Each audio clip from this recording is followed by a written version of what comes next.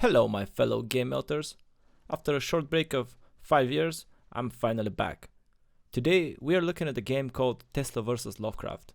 You play as Nikola Tesla, the famous inventor, and you fight against armies of monsters from Lovecraft's universe. They are all ancient, creepy, and there's a lot of them. The game is a top-down twin-stick shooter, which feels a lot like an older game called Crimsonland. This is no surprise as it was actually made by the same studio. It's a formula that works well. One player, an endless horde of monsters, and just constant shooting. I love games like that, that's one of my favorite genres, so I was pretty excited to see that this game is available for free on the Google Play Pass. It is also available on iOS and PC, and it costs around $8 on the Apple Store. When I first saw this game, I was super excited.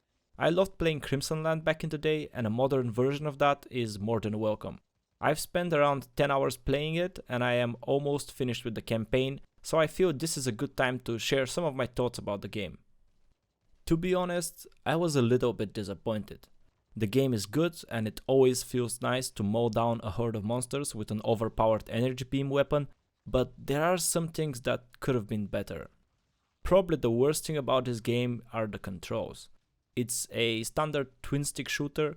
You use your left thumb to move and your right thumb to aim and shoot.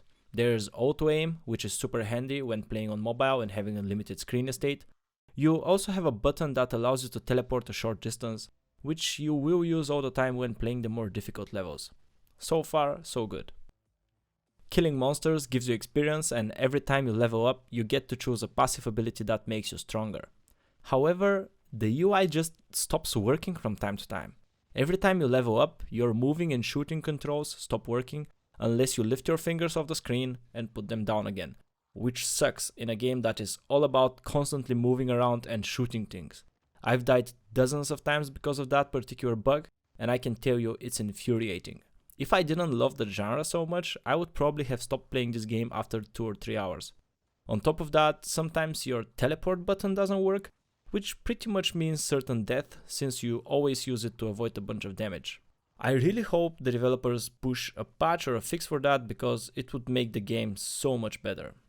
With this in mind, when the game controls actually work, the main gameplay loop is a lot of fun. Gunning down tons of enemies feels really satisfying, which is made even better by the amazing graphics. In terms of weapons and enemy variety, it's okay. It could have been better, but it feels fine. You also have quite a lot of passive abilities to choose from when you level up. On top of all that, you sometimes pick up active abilities that allow you to cast powerful spells and destroy whole armies at once. The problem here is not really the lack of choice, but the lack of consistency. Obviously, you expect to have a couple of weapons that are completely overpowered.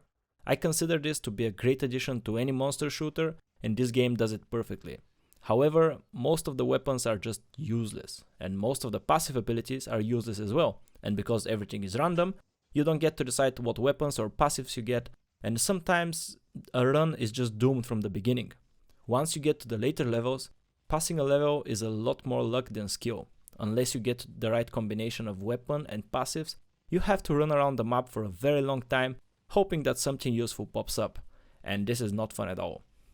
The game has a campaign and a survival mode. The survival mode is your standard survival mode with endless waves of enemies, and you just go at them as long as you can. The campaign has 3 difficulties. It's almost like a new game plus kind of thing.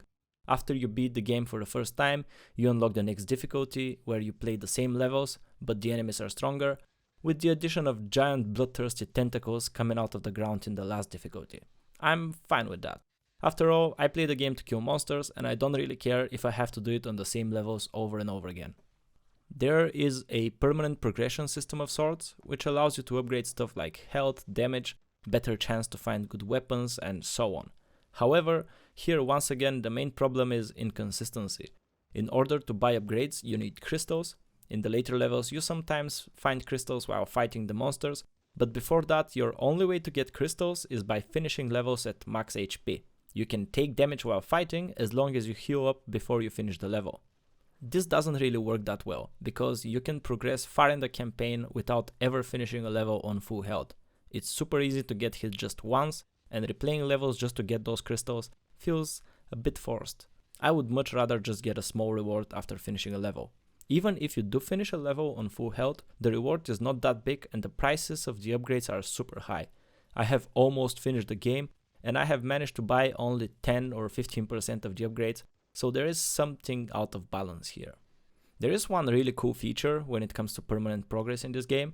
The damage you deal against different enemy types actually increases the more enemies of that type you kill, which means that if you're stuck on a level and you keep trying, eventually you will be strong enough to mow down the monsters even if you don't get any crystals. Another thing that makes the main gameplay loop a bit different is the Tesla mech, a giant robot equipped with machine guns which you can summon by collecting parts that appear at random places on the level. It helps you a lot, it breaks up the game a little bit, and playing with the mech is just so satisfying. That's pretty much all I have to say about the gameplay. So let's move on to the stronger sides of the game, graphics and sound. This game was obviously made for PC and then ported for mobile devices. This explains the crappy controls, but it also explains the graphics. The game just looks amazing for a mobile game. I can't remember the last time I played something that shiny on my phone. I tested it on a Pixel 5, so I'm not too sure how it performs on older devices, but it did pretty well on my phone, especially given the amount of things happening on a screen at the same time, with loads of lighting effects and projectiles. It's just a gorgeous game.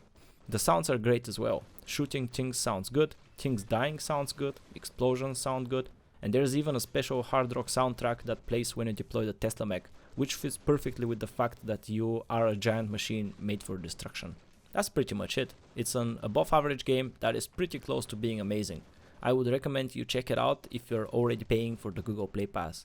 However, because of the bugs, I definitely don't think it's worth paying the full price. I checked the Apple Store and the comments there were similar. People experiencing problems with controls and the game crashing, and I think all of those are results of a not very well done port. Thank you very much for watching. Make sure to subscribe so you see all my videos. I have also created a Game Melter Discord and a subreddit. I'll link those in the description. Also, if there's a game that you want to see reviewed, please do leave a comment below and I'll check it out.